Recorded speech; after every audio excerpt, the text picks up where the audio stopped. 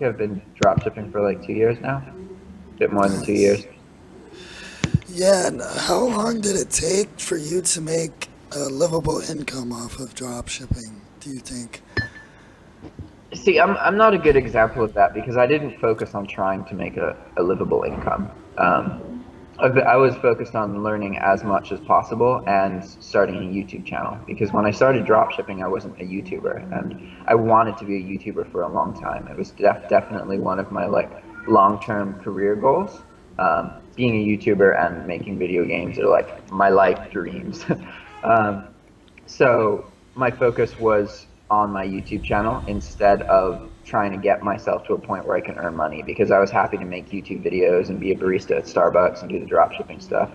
Um, that being said, it took like pretty much when I left for grind camp is when I was able to like I drop shipped enough that I was able to pay my bills. I didn't have a course set up. I didn't have much money from YouTube yet. It's not like I have a whole lot now, but I earn like a grand and a half from YouTube from the affiliate stuff and ad payments and all that. And then the courses just blew up as well, so that's another grand. And that's not drop shipping stuff. So everything drop shipping related is on top of that. But so July 2017 was probably the point where it turned around because that's when I quit my job. But that was so about a year and a half, I think. A year and a half. Uh, yeah, and again, that's with me not focusing on there were loads of things that I knew that I could do to be profitable, like optimizing titles and hiring a virtual assistant, and I wasn't doing those because I was happy to just keep making YouTube videos about bulk because there isn't much information about bulk. So you can definitely do it shorter time if you're committed. Yeah, I feel you. I feel you. I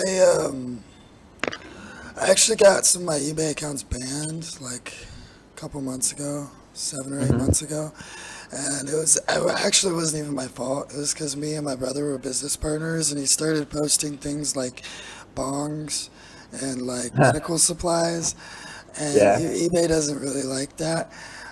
So yeah, eBay, and it wasn't even my account. His account got suspended, but because we used, the same the same internet, billing address. and we kind of like logged into each other's accounts from time to time, Yeah, it just associated my account with his account, and yeah, it completely banned it. And I was living by myself at the time, and off of drop shipping. I wasn't doing the in-person sales anymore, so it yeah, was like I just lost my income, like poof. And it took me about another 45 days to go from like a brand new account to actually making rent and surviving yeah. again. So, That's good. yeah, so for you people out there like that are looking into drop shipping, I mean, do it. It's definitely plausible. I mean, Yeah. these aren't just like, random success stories that you're never gonna do. I mean, if you actually work on it, it's completely possible. Definitely Yeah. is. So people make an argument that like, it's too competitive now. There's too many people doing it. Is dropshipping dying? All those kind of things. And you like, there's the like mentality that's guaranteed to fail. And no matter what you try and do in life, no matter how competitive it actually is, or any of that, people are going to be like, "This isn't going to work. This is stupid. This is why you should never do this." And you got to just ignore all that shit because you can expect it to be there. You can expect that shitty opinion to exist, and you just have to ignore it, and then just keep going and keep learning and applying yourself. Because on the other hand, while it is more competitive, there is so much more information available now. Even if you're not paying for anything, like there is so much more free information available. There's so much more different kinds of software available. There's just so much more. And constantly changes are being made to platforms. You can always stay ahead of your competition if you just pay attention to those changes and adapt to them quicker than other people. Because most people, they hear change and they're like, it's gonna ruin everything, and they just bitch about it forever. And you just gotta, day one or two of the change, make a change in your business. And if you keep doing that, then you'll do well. Yeah, I feel like one of the most important things is your mindset. So, like, even if it is like a competitive market or whatever, if you just never stop and you just keep going and going and going, eventually you're going to see some sort of success. You know what I Yeah. mean? It's the people that have the doubt in the back of their mind that have trouble actually manifesting these things. And the people that like never stop and they just jump in it and they're like, this is going to work or this is going to work and there's no other option. Yeah. You know, those are the people that I'm seeing that are really succeeding in these businesses. So, yeah, you know, I can definitely see how the doubt and, you know, the confidence definitely changes, like, just how well your business does. Just a simple Yeah. change of your mindset. It's crazy. Yeah, because if you have the right mindset, then you can't really fail because ultimately what determines your success is the rate at which you're learning. So as long as you're learning, you're always succeeding. Even if you're losing money sometimes or you're making some mistakes, as long as you're learning, you're always succeeding. It's the people who can fail are the people who have like they're like, all right, if I don't earn $1,000 in the next 2 months, I'm stopping. Like, okay, well, you can fail that, you know what I mean? But if you focus on learning, you can't fail. Like, unless you get to a point where you can't learn, but like you have to be dead. Like, how can you not learn more? Like, there's so many videos, there's so many courses, there's even just like reading crap, reading Facebook group posts and like Yeah. searching through existing conversations. Like, there's so much information out there. It's crazy. And sometimes you find that one little nugget, that one little sentence, and that gets the ball rolling. For me, that happened with bulk, where and when I first started, I didn't have a set kind of like system to determine end dates for my listings. So they were just kind of being posted, and then I'd delete them eventually. But there wasn't like set 30 days, set 60 days, and it was kind of a big turnaround for me. Was changing that mentality so that now I do not have listings live for more than 30 or 60 days. And all that came from reading one sentence in some forum somewhere that someone sent me that was like, yeah, it's usually better if you have a listing, say that you have a listing and it was live for 30 days and then it didn't produce a sale. It's better to just restart the whole listing's life cycle than to just keep having it live, because you get reintroduced to the newly listed feed and your listings get more kind of analytical boosts in the first period of their lifetime.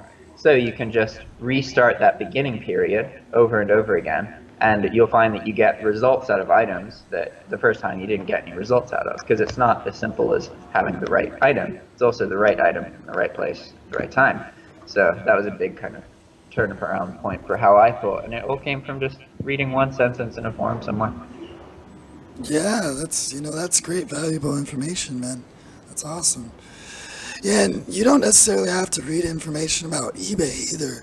I found reading a lot of these books like Think and Grow Rich and you know, from all these really famous authors and learning from people like, for example, like Tony Robbins and Ty Lopez and Dan Locke.